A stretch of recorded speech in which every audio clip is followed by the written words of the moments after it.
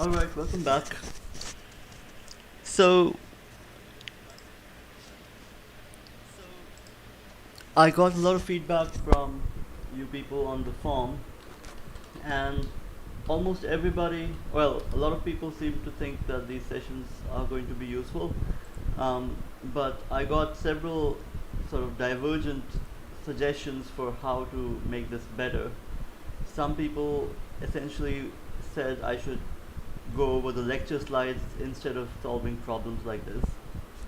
Other people said I should solve more problems, and other people said, well, make it more interactive. So to make it interactive, essentially people have to help me, because I can't make it interactive unless people say stuff. Somebody wants the link to the live streaming lecture. I just put it in the Zoom chat window.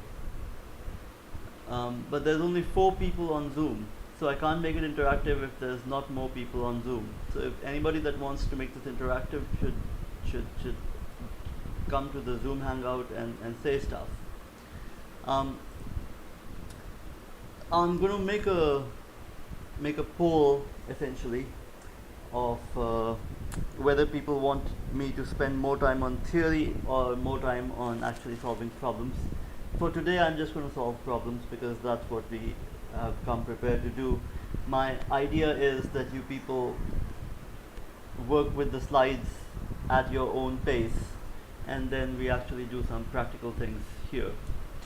So with that said, let me start with what I wanted to talk about today. So the first problem we'll solve is this one.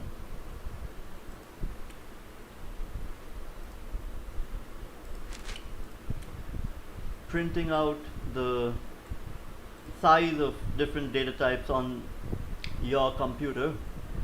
But before I do that, there was some confusion about what the array name actually means.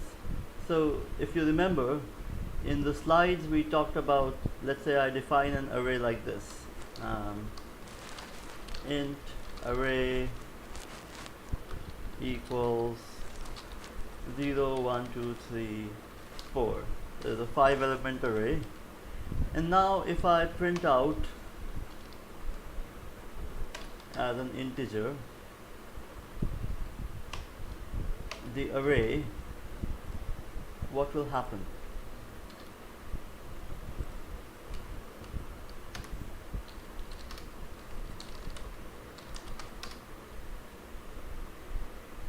Oops, I shouldn't be scanning it, I should be printing it.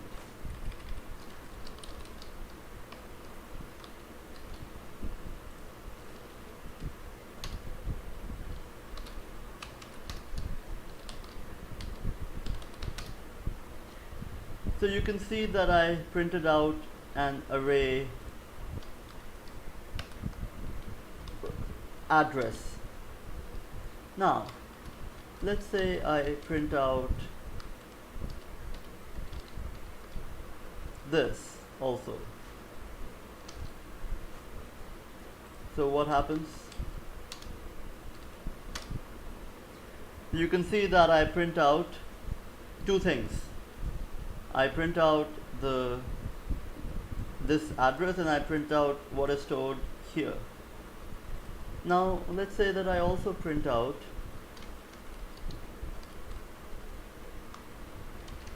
actually I don't want to use new lines here. Let me just use tabs.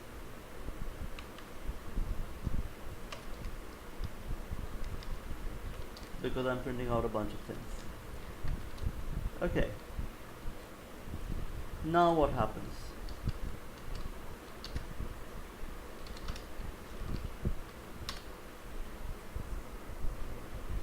So what has happened? I print out first the array itself. This variable is a pointer. How do we know it's a pointer? Because when we print out the value that is stored here in array, we are printing out a memory address. What is this? This is an integer. So we are dereferencing the array at location 0 using the box bracket. If we said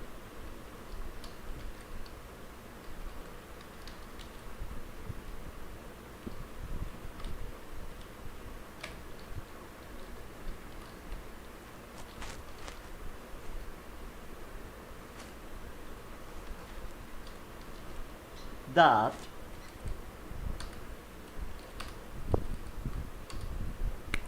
we would get the same response. So what is written here is the same as what is written here. The dereferencing operator here is the same as the dereferencing that is happening with the box bracket. So now when I print out the array itself, what it's printing out is the same as the output when I print out this. What is this? This is the reference operator applied to the variable which is, or the value that is stored in array at the 0th location. So essentially the question that people asked on Piazza before everything shut down was, what will happen when I do this?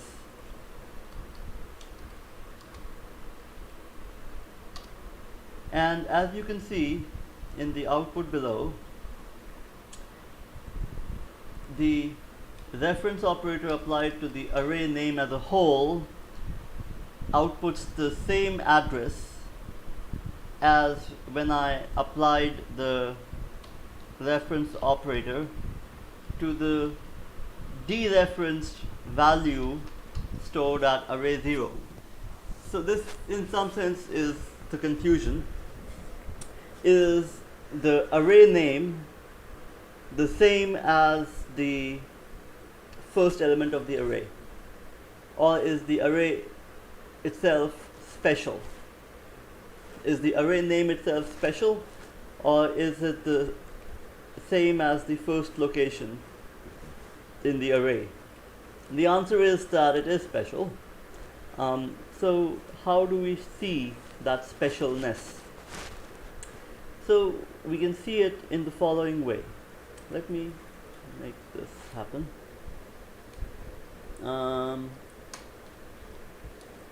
So I will print out two different things.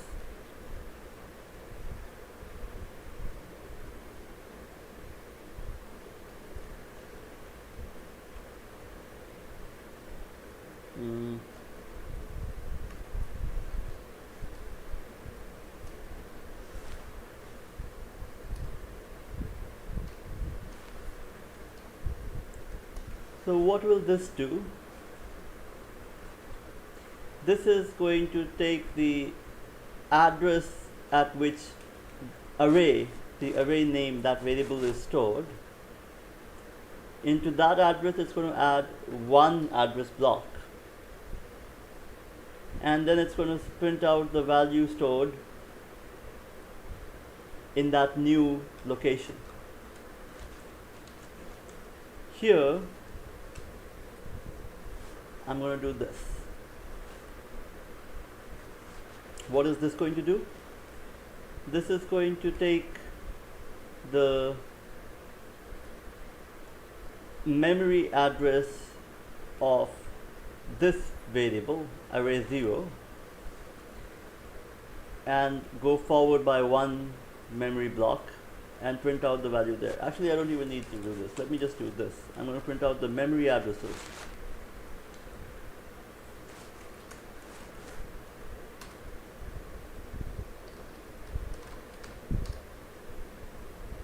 Now what do we see? Let me make this clearer by removing these.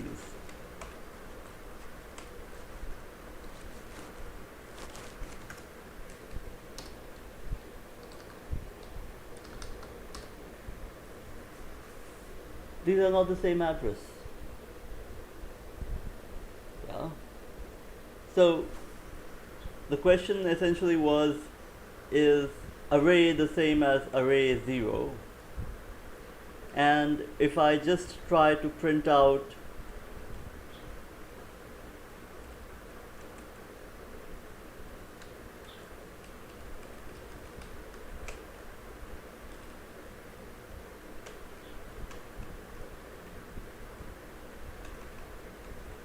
these values by themselves,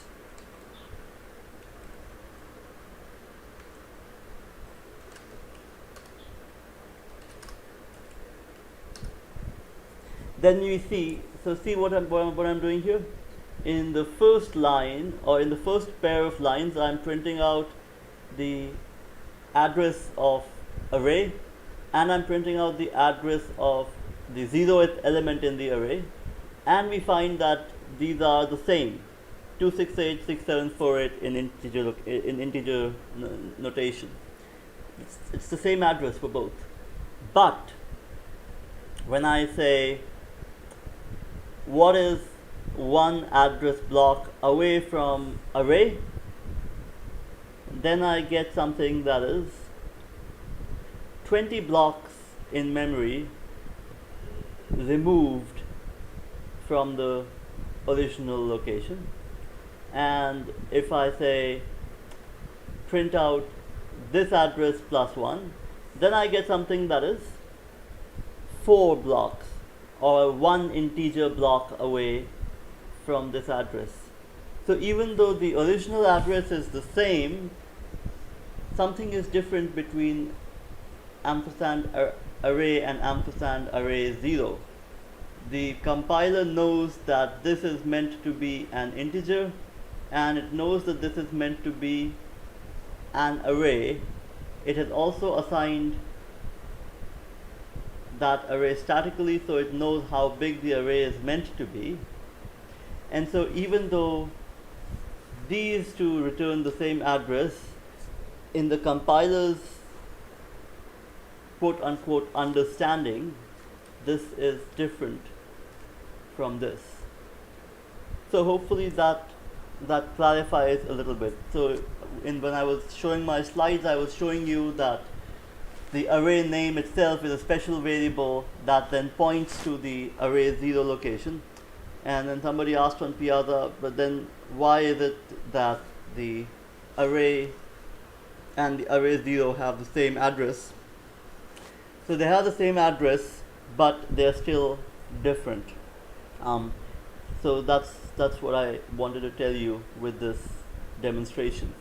They have the same address in memory, but the compiler knows that array 0 plus 1 means 4 bytes away, and r plus 1 means 20 bytes away.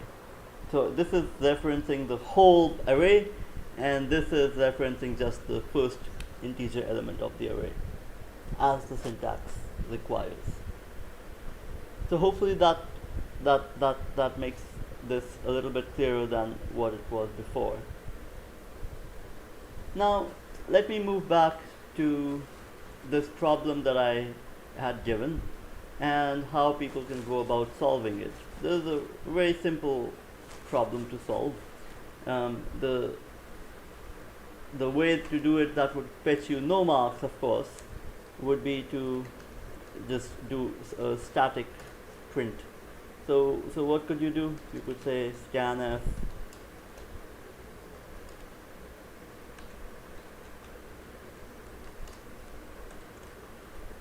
and now what do? You do a switch case, and notice how the editor is helping me so much. It's doing a lot of work. So what do we say? We say case C,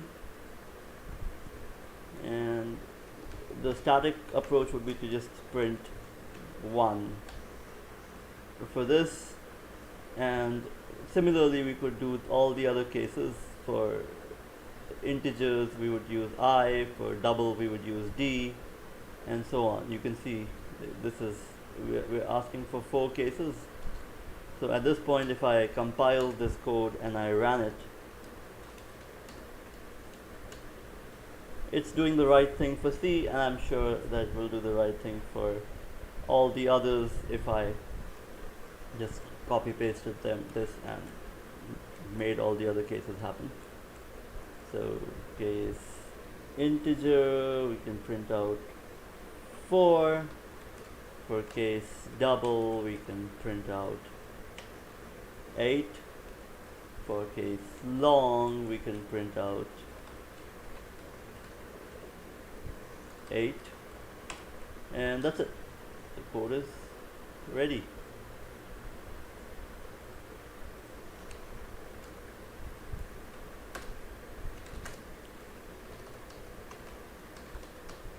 So at this point, if I say double, it's going to print out 8. If I say L, it's going to print out 8. If I say I, it's going to print out 4, which is what the problem statement says. So then why is this a medium problem? It's a medium problem because I want this solved in a machine independent manner. So if you're using a 64-byte architecture, you will get a different answer for I than if you were using a 32-bit architecture or a 16-bit architecture. So we make this problem slightly harder. We make it harder by asking you to solve it without knowing beforehand what the architecture is on which you are working. So in that situation, what would we do? So let me first put in what I would do, and then we can talk about why that is the right thing to do. Let's consider the simplest case, the char case. So instead of printing out just one, what I can say is, let me make a char pointer. Let me say ptr. And now let me make another pointer. And what do I set this to?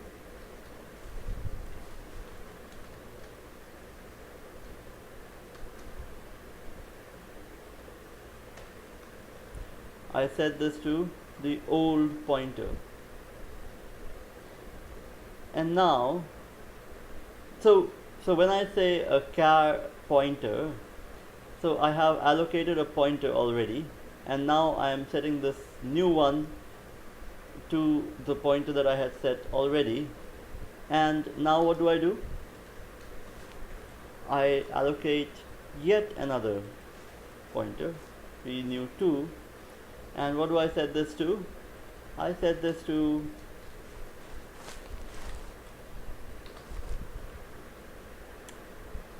the address of pointer plus 1. So I started off with a char pointer. So when the code is compiled, then this pointer is assigned some address, and it also, the compiler also knows that the type of this pointer is that it's a char pointer.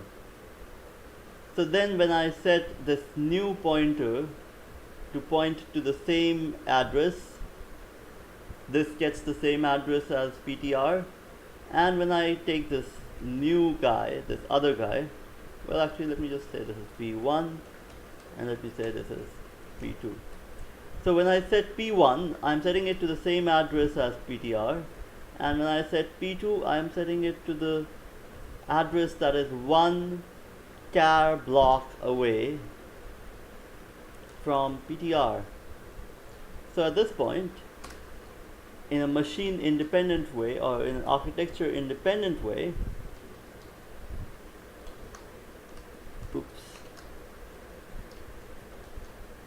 I have the size that I need. How do I print that size out? Like that. This is what I need to typecast it. So I just typecast it to int, and I print it out. Let's try it out. Let's see if it works.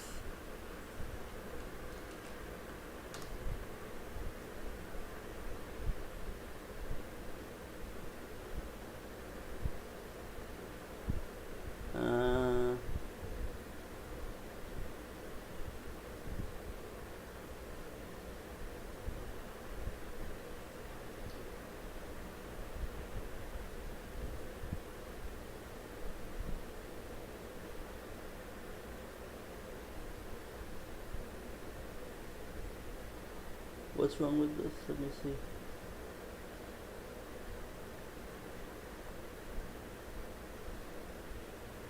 There's a syntax error. What is the syntax error?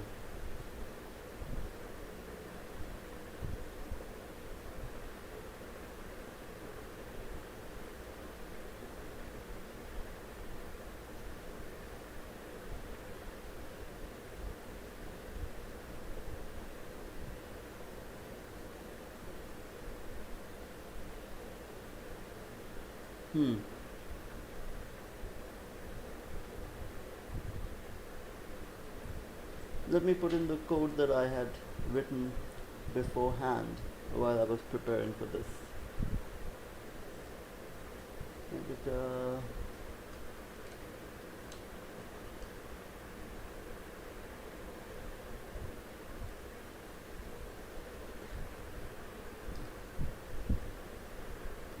Actually, let me just rewrite this one more time.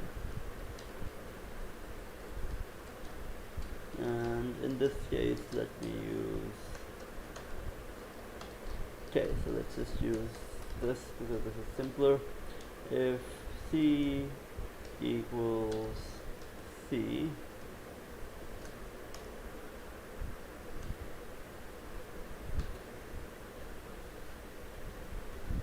let me say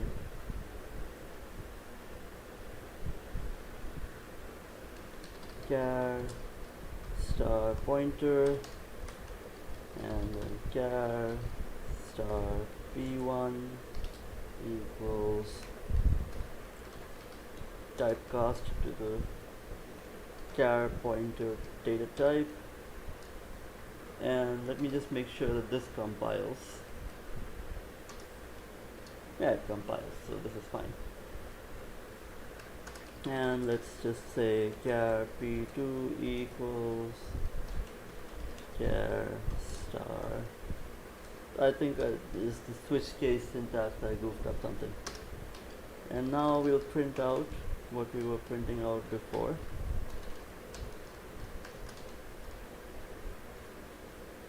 And just make it visible. Typecast to int p2 minus p1. Now, does this give me a problem? No. Okay, and now let me try test.exe. Let's say C. Why is it giving me a 0? Oh, that's because I have to do that. Okay, now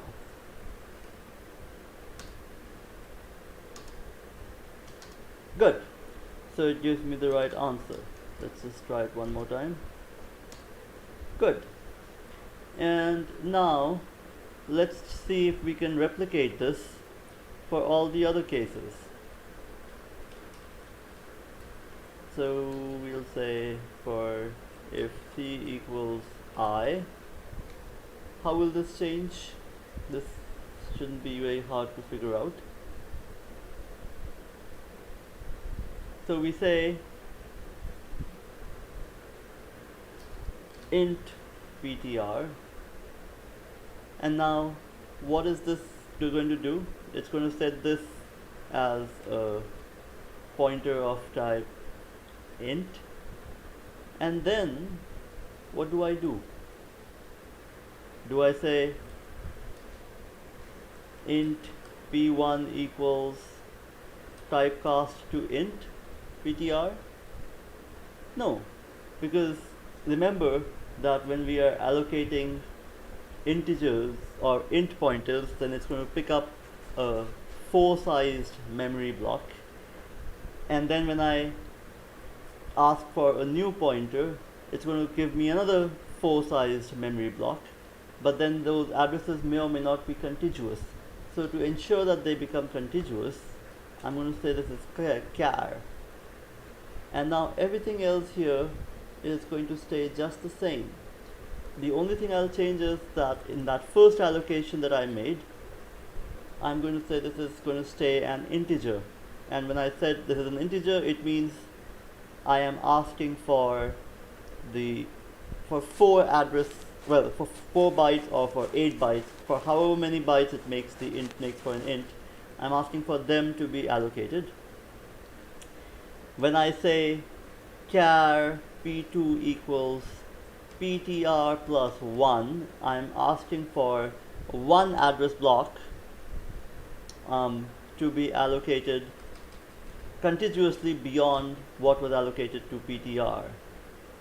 So with this, let me compile it and then we'll see what happens.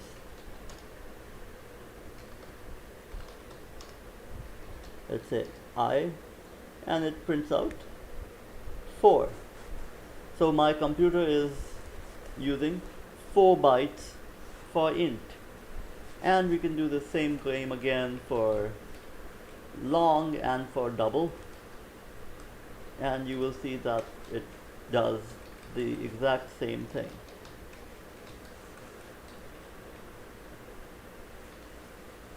Let's try it. You can see that for double, it prints out 8. So this is how we print out in an architecture-free way the number of bytes taken up by each data type on your machine. The trick in this problem is to make sure that you typecast so that the base type has size 1. Otherwise, you're going to get, well, you're not going to get the right answer. So go ahead and try it on your own, and you'll see what I mean. Let me save this. And so I also said I'll share the code with you people. Once we are done doing all the pointers problems today, then I will share the code for all 4 together.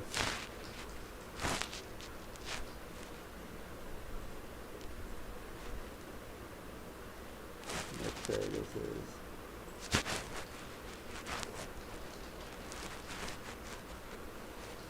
okay. Now this should work for all 4 of these cases.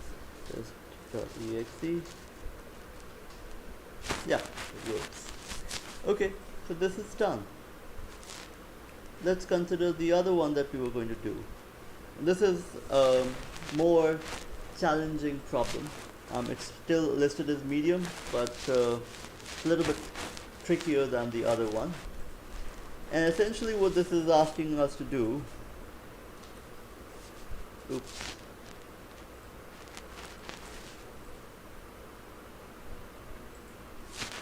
what this is asking us to do is, whenever you have a string, in that string we have to find the first location of a substring or subsequence within the string. So that's the problem, and as I said, it's a slightly more challenging problem than what we just handled. So let's get right to it.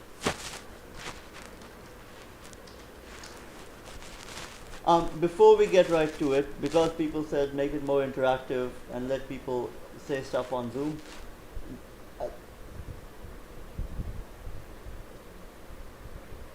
okay, so people have put in some questions in the chat. Let me answer the questions. So first question is, could I explain the ampersand array and the ampersand array 0? It is not getting clear. Well, first of all, I should say that while I'm focusing on the Visual Studio screen, I'm not actually looking at the Zoom screen or the YouTube screen.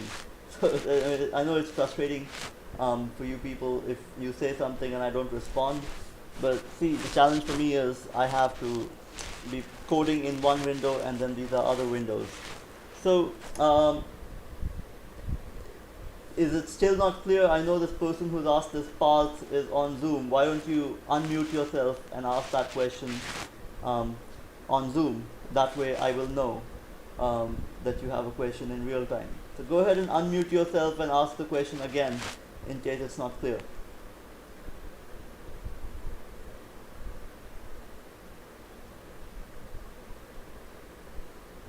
You don't want to unmute yourself. You're too shy. Okay. Then the other question that was asked was why I'm not typecasting to int star p2 minus p1. Why am I typecasting to int p2 minus p1? That's straightforward. Essentially, we are looking for a number that is telling us how big or how many bytes are being used. So because we are saying show me the number of bytes, we want to treat the address as integers. We don't want to treat, or we're not interested in what is stored inside the pointer. We want to actually get the pointer address itself. So that's why I'm not typecasting it to int star. If I said int star, then the p2 minus p1, whatever that number is, we would say, well, print out the pointer corresponding to that difference, which would make sense. You can try it. It'll give you some garbage value. I'm saying p2 minus p1. So p2 is some memory address. That address can be expressed in hexadecimal notation. It can be expressed in integer notation. It can be expressed as a float in many representations. So I'm saying calculate the difference between these two addresses and print that difference out as an integer. So hopefully that makes things clearer. So if you people are on Zoom, you just stop me and you say this is not clear. You ask a question, otherwise this will not be interactive at all.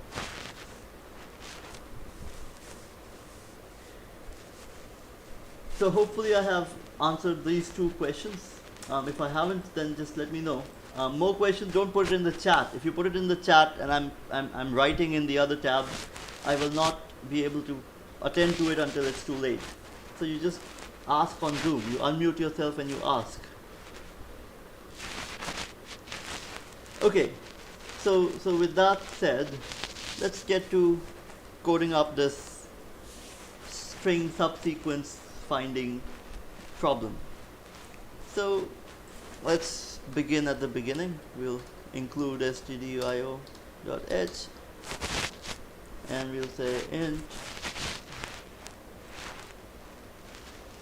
I really don't need to see you people on video.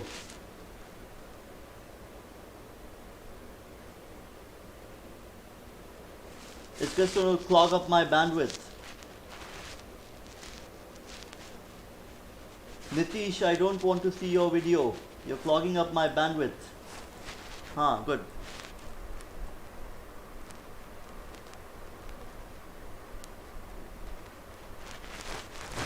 Okay. So where was I?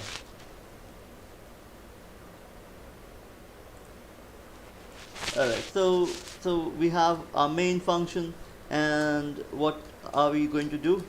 We're going to declare a couple of strings. Big string will be, let's say, 25. Actually, let me make it bigger, 100. And small is going to be, let's say, 20. So my goal is to find the location of a small string within a big string. So I will get the big string and I will get the small string. Everybody knows the getS function. You guys worked through this in class the week before we broke for the mid-sem break. And now, what am I doing? I'm going to print out as a string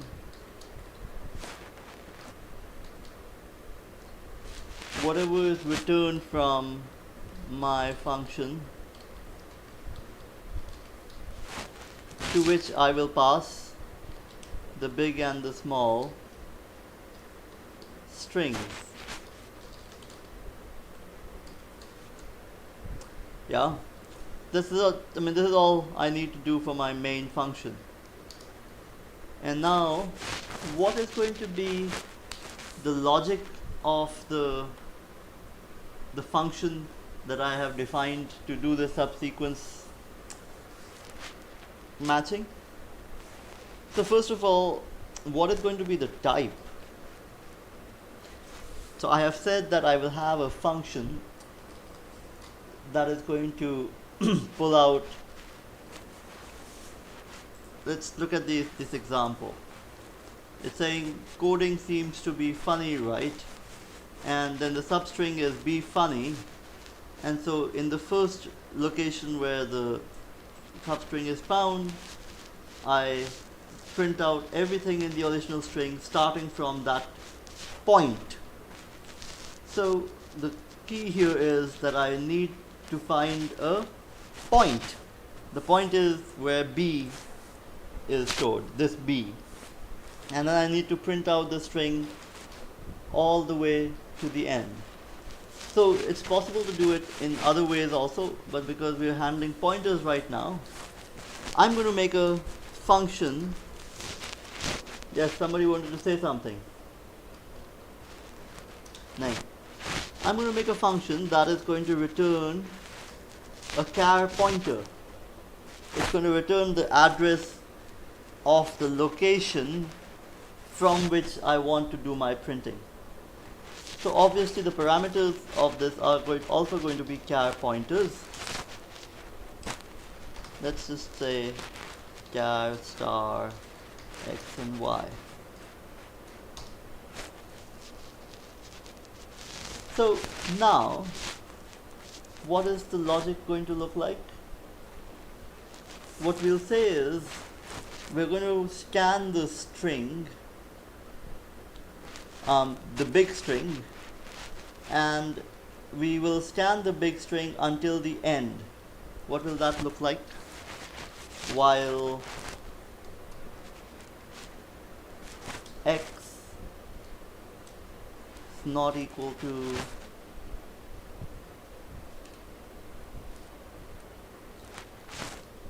the null character. Oops.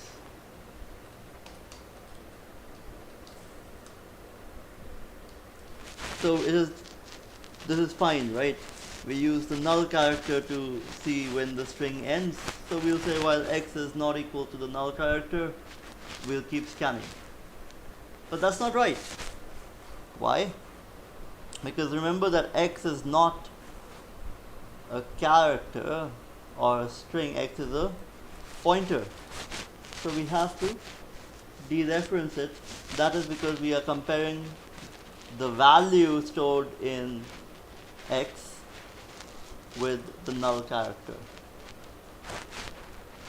So while the value stored in x is not null, what do we do?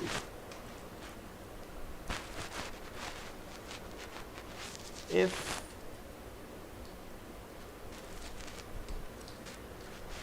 x equals y,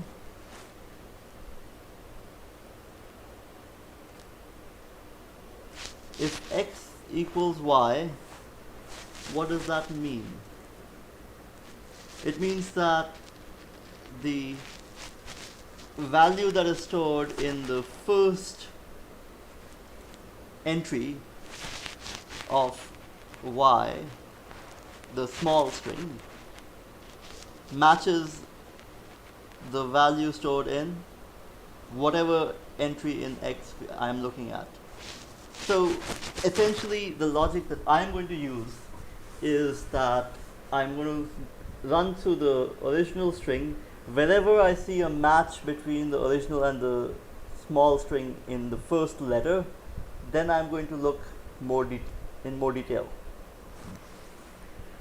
So if x equals y, or if the value stored at location x in the first string matches the value stored at location y in the second string, which in this case is just the first location, then I'm going to say compare x comma y. And now if this is also going to return a positive, in the sense that, well, let me just say, not compare, match, exact match.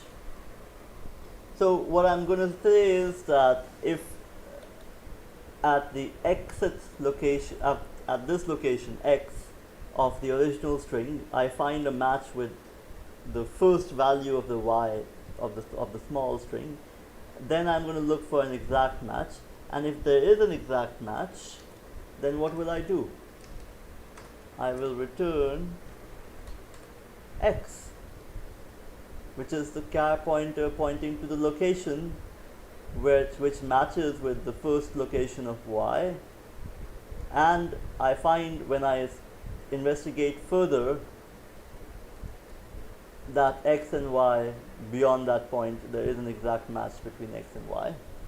So this is what I do, and if that doesn't happen, then what do I do? I just keep iterating over the string. And if nothing happens, then what do I return? So if there's nothing that is found, then I return null. It was not found. So in this code, it is going to scan the big string one letter at a time. So x is going to keep changing in this loop. Y is not going to change. Y is going to point to the first letter in the small string. And now the only thing I have left to do is I have to define a function that is going to match the strings starting from a point in the original string where that letter of the original string matches the first letter in the small string. So for example, in this case here, the first letter is B. So it's going to keep going until it hits this part. At this point, star x equals star y. In both cases, the value of star x is B, and the value that is stored in star y is also B. So now I am passing the pointer to this location in the original string and to this location in the small string to another function which I am calling exact match. What is this going to return? What type should this be? It really doesn't matter. It matters in the sense that it's a Boolean test that I'm doing. So I'll return either a 1 or a 0. So let me make this int, and I'll say int exact match. And what is the type of the parameters? Obviously it's a char.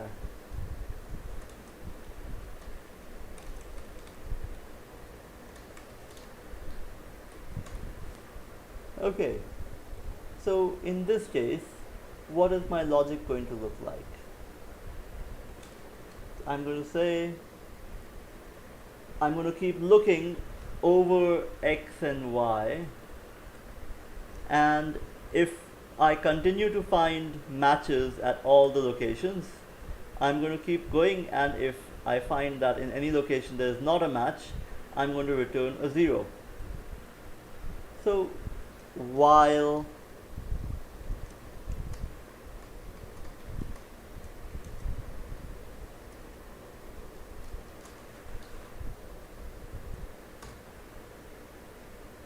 I'm going through this.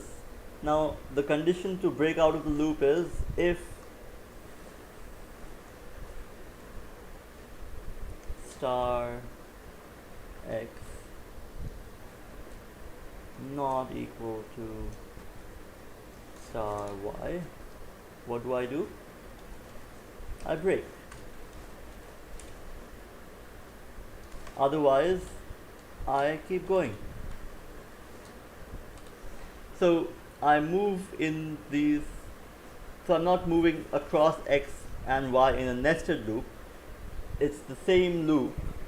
I'm just stepping forward one step at a time, and I'm comparing the value stored at the xth location and the yth location, and then incrementing by 1 in each case. And if it turns out that I successfully go through this, and in no case do I find x not equal to y, then I have successfully found a substring. And then what do I return? I can return some number. Let me return 1.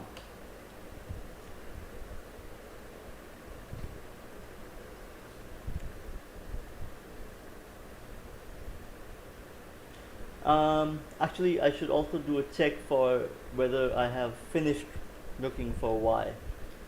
Let me add that here. This can happen. Let's make this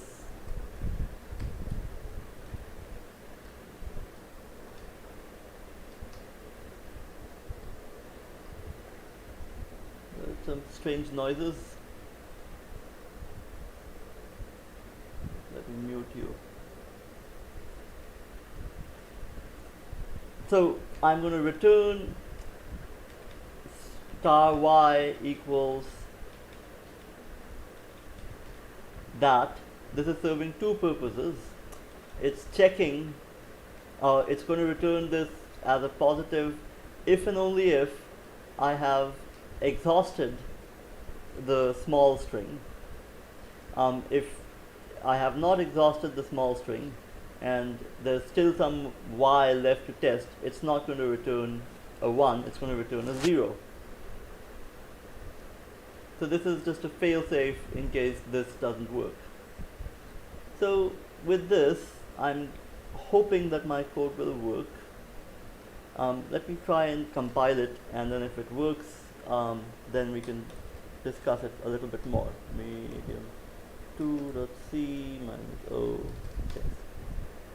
Okay, so that is fortunate, it compiles. And now, what do I do to test it? So we'll say, let me just take this example, test.exe. This is a test of my code, and I will say test. Aha! So look at what happened. So it started from test and it prints out the rest of the original string. So fortunately this one worked the very first time. Let's try it a couple more times.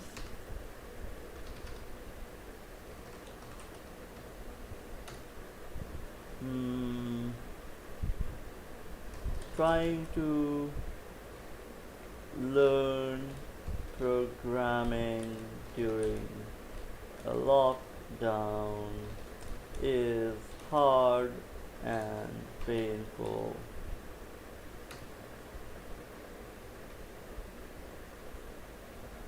Lock.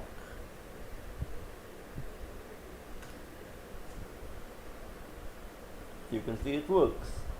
Let's try some corner cases.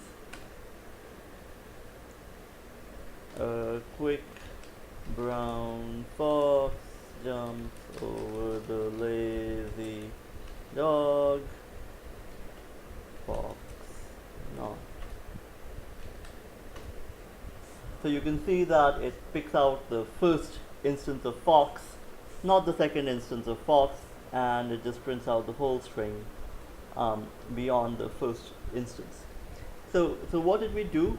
Let's quickly go through it. So I started programming here. I wrote the main function. I got the first string, I got the second string, and I'm printing out the result. What I'm doing is I am defining a function that will return a char pointer, and what it's the specific char pointer that it is going to return is the address of x from which it matches y. And once it returns that, then I can print the whole string out, because I'm saying %s print from this address, and when I see %s, then it knows to print from there until it encounters the special character. What will happen if you have repeated the sequence? For example, this is the test of the code, and the other string is the. See, I already handled that when we were discussing this. Now, it's possible for us to modify this code such that it uses the second instance, not the first instance. It's also possible to go from the first instance to the second instance, not to the very end. All of that is possible. We just have to make changes in the logic. Make sure that everybody understands the fact that this function, my function, is returning a pointer. It is returning an address to the printf, and that's totally fine, because ultimately an address is what is always needed. When I'm returning a variable of any data type, I am returning the address.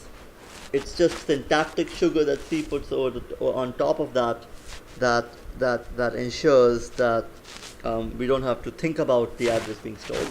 But in reality, the address is always returned. In pointers, it's just returned explicitly.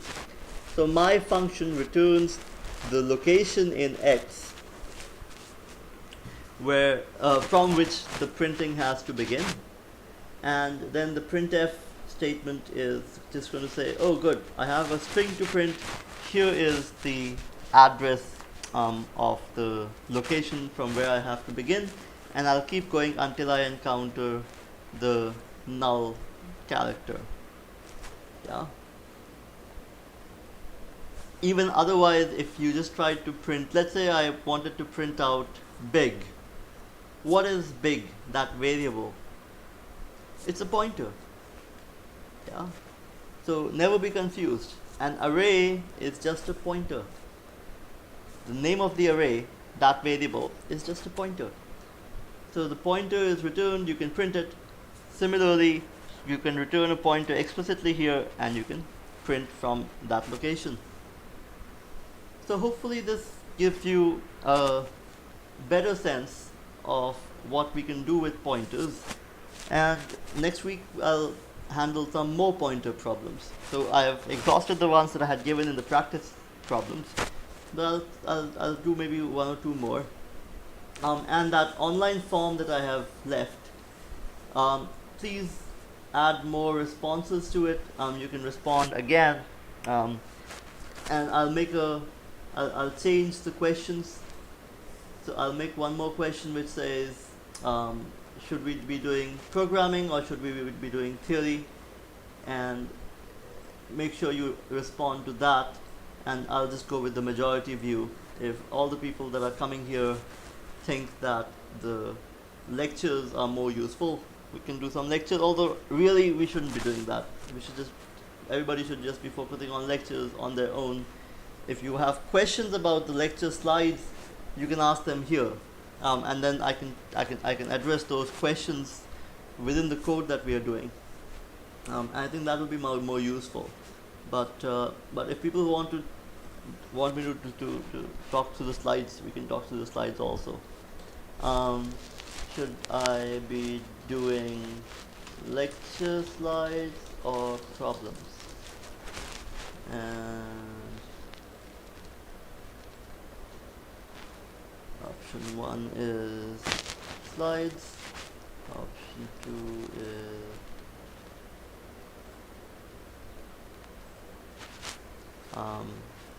problems, both.